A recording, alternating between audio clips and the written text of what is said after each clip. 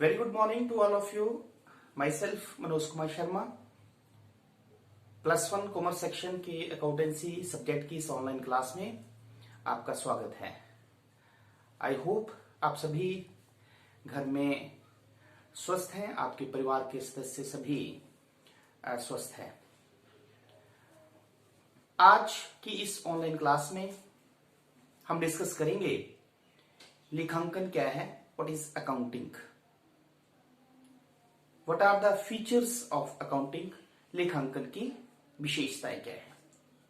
इस वीडियो के बाद आप ये जान पाएंगे कि लेखांकन का क्या अर्थ है और लेखांकन की क्या विशेषताएं हैं। प्राचीन समय में व्यक्ति की आवश्यकताएं बहुत कम होती थी, इसलिए वह व्यक्ति स्वयं ही अपनी आवश्यकताओं की पूर्ति कर लेता था। बाद में जब वो उसकी आवश्यकताएं बढ़ी तो बार्टर सिस्टम, जिसे हम वस्तु विनिमय प्रणाली कहते हैं, बार्टर सिस्टम, वस्तु विनिमय प्रणाली जो है,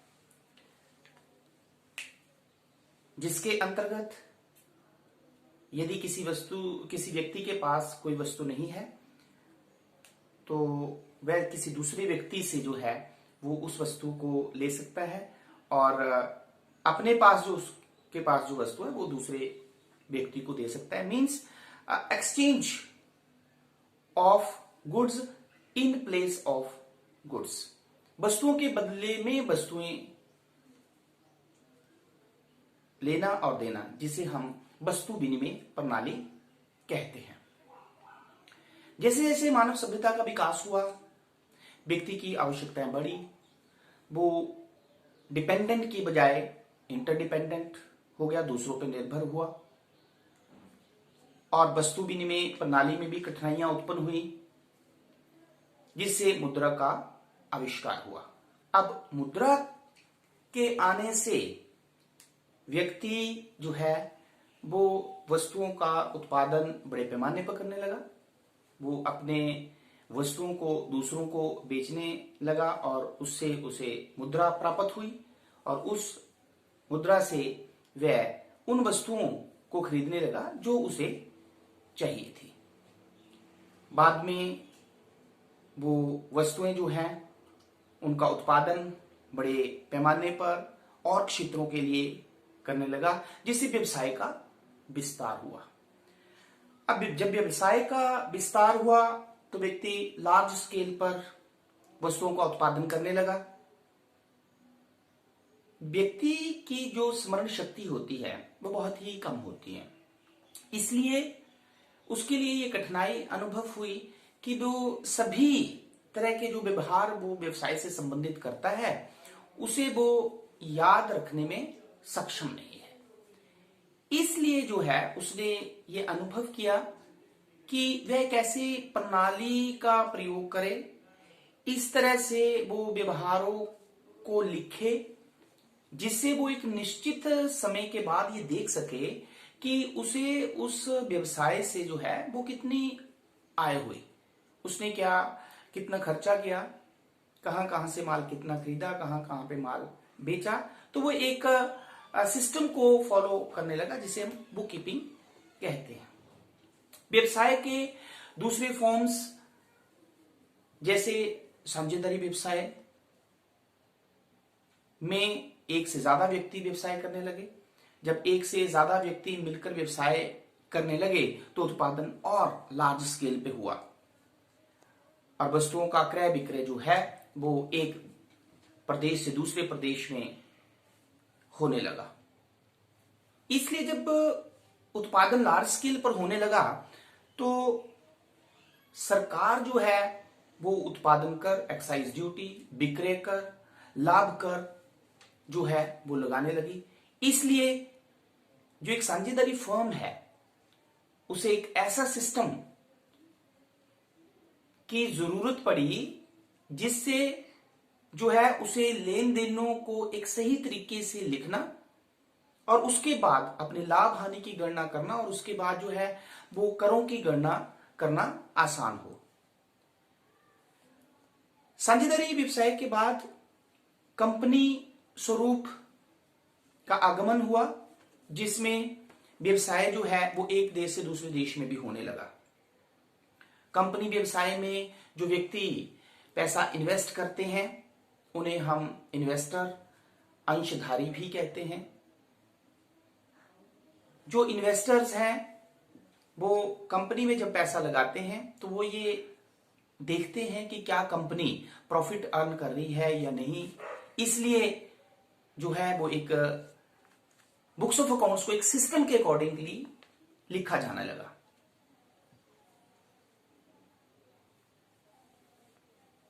इन सभी बातों से ये निष्कर्ष निकलता है कि व्यवसाय में एक ऐसे सिस्टम को अपनाया जाने लगा जिसमें व्यवसायिक लेन देनों को निर्धारित नियमों के आधार पर लिखा जाए, ताकि एक निश्चित अवधि के बाद जो है वो उसके लाभ हानि, उसकी वित्तीय स्थिति, उसकी संपत्तियों के बारे में जानकारी प्राप्त हो।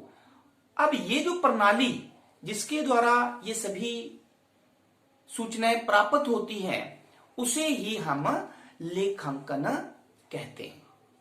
मीन्स लेखांकन एक ऐसी पद्धति है जिसके अंतर्गत व्यवसाय से संबंधित लेन देनों को लिखा जाता है, उनको वर्गीकृत किया जाता है, जिससे एक निश्चित अवधि के बाद लाभ या हानि ज्ञात करना आसान हो और व्यवसाय की वित्तीय स्थिति, संपत्तियां क्या है, दायित्व क्या है, ये जानकारी प्राप्त होती है।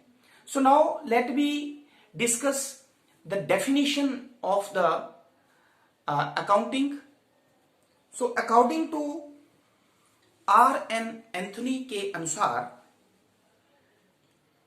प्राय प्रत्येक व्यवसायिक इकाई में एक लेखा विधि पद्धति होती है। यह लेखा विधि पद्धति व्यवसाय से संबंधित सूचनाओं को मौद्रिक रूप में एकत्रित करने, उनका सारांश करने, विश्लेषण करने तथा जानकारी देने का साधन है। Nearly every business enterprise has accounting system. It is a means of collection, summarizing, analyzing and reporting in monetary terms informations about a business. उसी तरह से AICPA कमेटी ऑन टर्मोलॉजी जो अमेरिका से है, उसके अनुसार जो है लेखांकन उन व्यवहारों एवं घटनाओं को मुद्रा के संदर्भ में लिपिबद्ध करने, श्रेणीबद्ध करने, संक्षिप्तीकरण करने तथा उनके परिणामों की व्याख्या करने की कला है, जो कम से कम आंशिक रूप से वित्तीय प्रकृति के हैं। Accounting is the art of recording, classifying and summarizing in a significant manner and in terms of money, transactions and events which are in part at least of a financial character and interpreting the results thereof. तो इस तरह से हम ये निष्कर्ष निकालते हैं कि लेखांकन का आशय वित्तीय स्वभाव के लेन देनों का लेखा एवं वर्गीकरण तथा सूक्ष्म बनाने से है, जिससे अन्य लोगों व संस्थाओं के साथ वित्तीय संबंध सही रूप से ज्ञात किया जा सके, एक निश्चित अवधि की लाभ हानि जानी जा सके तथा एक अवधि विशेष की अंतिम वित्तीय स्थिति का पता चल सके। So these are the different definitions and meaning of accounting. Now after discussing these definitions, now we will discuss the features, विशेषताएं क्या हैं। तो जैसा कि आपने डेफिनेशन देखी है कि accounting is the art of recording, classifying, summarising in a significant manner and in terms of money, transactions and events which are in part of financial character and interpreting the results thereof. So first feature is identification.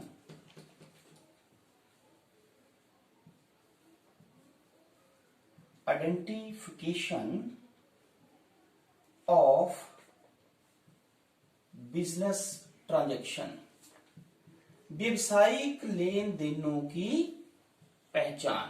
First feature जो है, इस definition से features भी clear हो जाती हैं. First is identification. लेखांकन में केवल उन्हीं लेन देनों को लिखा जाता है जिन्हें हम मुद्रा में व्यक्त कर सकते हैं. जैसे 20,000 की गुड्स खरीदी मींस हम उसे मुद्रा में व्यक्त कर सकते हैं, मनी में हम उसे एक्सप्रेस कर सकते हैं. केवल उन्हीं लेन देनों को लेखांकन में लिखा जाता है. तो सबसे पहले द फर्स्ट फीचर जो है वो लेखांकन की क्या है कि इसमें हम केवल उन्हीं लेन देनों को लिखते हैं जिन्हें मुद्रा में मापा जा सकता है. अब बहुत से लेन देन ऐसे होते हैं जो जिनका हम मुद्रा में मूल्यांकन नहीं कर सकते. जैसे किसी भी व्यवसाय में उसके स्वामी और उसके जो वर्कर्स हैं, बड़ा अच्छा उनके बीच बड़े हेल्दी संबंध हैं, वर्किंग एनवायरनमेंट वहां पे बहुत अच्छा है, तो इसका भी जो है वो लाभों पर फर्क पड़ता है, लाभ बढ़ते हैं. ठीक है. लेकिन मान लो उनके बीच झगड़े हो जाते हैं, व्यवसाय में ताले लग जाते हैं, हड़तालें हो जाती हैं, तो इससे प्रॉफिट जो वो कम हो जाता है. लेकिन ये कुछ ऐसे व्यवहार हैं जिन्हें हम मुद्रा में व्यक्त नहीं कर सकते. तो लेखांकन में सबसे पहले आइडेंटिफाई किया जाता है कि लेन देन वित्तीय प्रकृति का है, व्यवसायिक व्यवहार जो है वो वित्तीय प्रकृति का है या नहीं. अगर व्यवसायिक लेन देन वित्तीय प्रकृति का है तभी उसे जो है वो लेखा पुस्तकों में या लेखांकन के अंतर्गत लेखा पुस्तकों में लिखा जाता है. सेकेंड फीचर जो है, the second is recording of business transaction. व्यवसायिक लेन देनों को लिखना. लेखांकन में जो दूसरा स्टेप है वो है व्यवसायिक लेन देनों को लेखा पुस्तकों में लिखना. अब मैंने आपको बताया कि व्यवसाय का जैसे जैसे विस्तार होता है पैमाना उसका बढ़ जाता है. जब व्यवसाय का पैमाना छोटा है, एक ही व्यक्ति व्यवसाय करता है, तो उसके लेन देन भी कम होते हैं. जब उसके लेन देन कम होते हैं तो जिस पुस्तक में या जिस वही में वह लेन देनों को लिखता है उसे रोजनामचा कहते हैं, जर्नल कहते हैं. उसे हम जर्नल या रोजनामचा कहते हैं.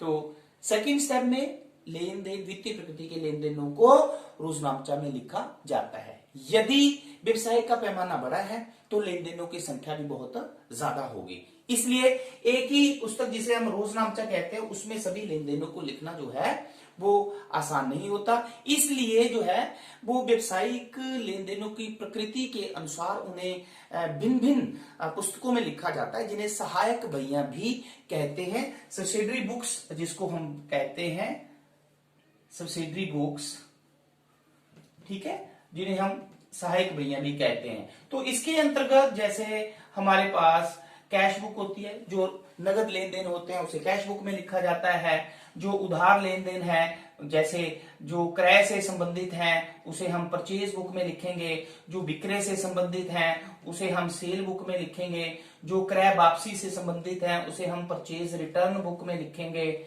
और जो विक्रय वापसी से संबंधित है उसे हम सेल्स रिटर्न बुक में लिखेंगे. तो इस तरह से अगर व्यवसाय का पैमाना बड़ा है तो हम लेन देनों को जो है वो सहायक बहियों में लिखते हैं. ये है दूसरा स्टेप हमारे पास लेखांकन का. तीसरा हमारे पास है classification of business transactions. Classification, अब रोजनामचा या डिफरेंट बुक्स में लिखने के बाद क्या किया जाता है, व्यवसायिक लेन देनों को उनकी प्रकृति के अनुसार एक ही जगह लिखा जाता है. अब व्यवसाय की प्रकृति का मतलब क्या हुआ कि मान लो इसमें आपने व्यवसायिक लेन देन किए हैं मिस्टर राम से, तो मिस्टर राम को आपने एक महीने में 5 बार माल बेचा हुआ है, 5 बार इससे खरीदा भी हुआ है, इसको पेमेंट भी दी हुई है, इससे पेमेंट ली भी हुई है. तो क्लासिफिकेशन में आप क्या करेंगे, एक ही जगह राम से संबंधित सभी लेन देनों को लिखेंगे, जिसे हम कहते हैं व्यवसायिक लेन देनों का वर्गीकरण। वर्गीकरण का मतलब है एक ही जगह लेन देन की प्रकृति के अनुसार लेन देन को लिखना। अब जिस बही में, जिस पुस्तक में इसको लिखा जाता है उसे हम कहते हैं खाता बही। क्या कहते हैं? खाता बही, जिसे हम कहते हैं लेजर। क्या कहते हैं? लेजर। हिंदी में कहते हैं खाता बही। तो खाता बही में जो है वो वित्तीय प्रकृति के लेन देनों को उनकी प्रकृति के अनुसार जो है वो लिखा जाता है। अब क्लासिफिकेशन के बाद आता है समराइजेशन, समराइजिंग, या जिसे हम कहते हैं संक्षिप्तीकरण करना। संक्षिप्तीकरण हिंदी में कहते हैं आप संक्षिप्तीकरण, समराइजिंग, समराइजेशन करना और बिजनेस ट्रांजैक्शन। संक्षिप्तीकरण का मतलब क्या होता है कि अब लेन देनों को हमने एक प्रकृति के लेन देनों को लेजर में लिख दिया। संक्षिप्तीकरण में हम क्या करते हैं, समराइजेशन में हम क्या करते हैं कि जो खाता बही में हम खाते बनाए हैं हमने, उनके शेष निकाल के, उनके शेषों की सहायता से तलपट बनाते हैं। और तलपट मतलब ट्रायल बैलेंस बनाते हैं, ठीक है। और ट्रायल बैलेंस के बाद हम व्यवसाय के लाभ या हानि का पता करने के लिए अंतिम खाते बनाते हैं। और अंतिम खातों में आता है हमारे पास ट्रेडिंग अकाउंट, ठीक है, और फिर आता है प्रॉफिट एंड लॉस अकाउंट, और फिर आता है बैलेंस शीट। तो व्यापारिक खाता, लाभ हानि खाता और जो स्थिति विवरण बैलेंस शीट होती है, ये हम संक्षिप्तीकरण में बनाते हैं। और इससे हमें एक अवधि के बाद ये पता चलता है कि एक व्यवसाय में कितना लाभ हुआ है, हानि हुई है, एक्सपेंसेस कितने हैं, इनकम्स कितनी है और संपत्तियां और दायित्व कितने हैं। देन फिफ्थ में हमारे पास आता है analysing, analysing, summarising and analysing, interpretation and analysing जो होता है वो आता है हमारे पास फिफ्थ फीचर्स में। मींस एनालाइजिंग में जो अंतिम खातों का परिणाम होता है उसे हम इस तरह से प्रस्तुत करते हैं कि उसके यूजर जो होते हैं, जैसे मैंने आपको बोला सरकार इनकम टैक्स लगाएगी, वो प्रॉफिट पे लगाएगी। इन्वेस्टर्स को प्रॉफिट को देखना है क्योंकि वो तभी जो है वो पैसा इन्वेस्ट करते हैं। तो एनालाइजिंग का मतलब होता है कि इस तरह से प्रस्तुत करना वित्तीय विवरण जो होते हैं उनके रिजल्ट्स को, जिससे जो उनके यूजर जो होते हैं वो सही इंफॉर्मेशन जो है वो प्राप्त कर सके। तो इस तरह से ये हमारे पास जो डेफिनेशन है इसमें हमारे पास ये फीचर्स जैसे रिकॉर्डिंग, क्लासिफिकेशन, समराइजिंग और इंटरप्रिटेशन या एनालाइजिंग जो है, इंटरप्रिटेशन एंड एनालाइजिंग जो है वो क्लियर हो जाता है। तो इस फीचर्स, इस डेफिनेशन में ही हमारी फीचर्स आती हैं। तो आई होप कि आज की इस वीडियो से आपको अकाउंटिंग का मीनिंग और अकाउंटिंग की फीचर्स जो है वो समझ में आ गई होंगी। Thank you very